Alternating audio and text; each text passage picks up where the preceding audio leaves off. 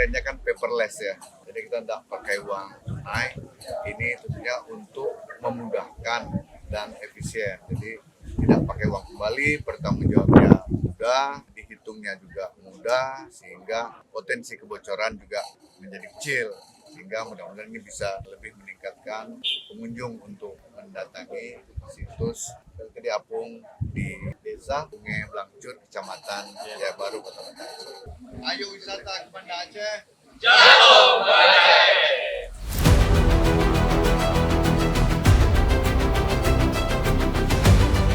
Situs ini bukan untuk membuat kita sedih atas bencana tsunami. Ini kita harapkan bisa menjadi tempat pembelajaran, tempat riset, anak-anak dari kecil, dari SD, SMP, SMA bisa mengerti proses tsunami.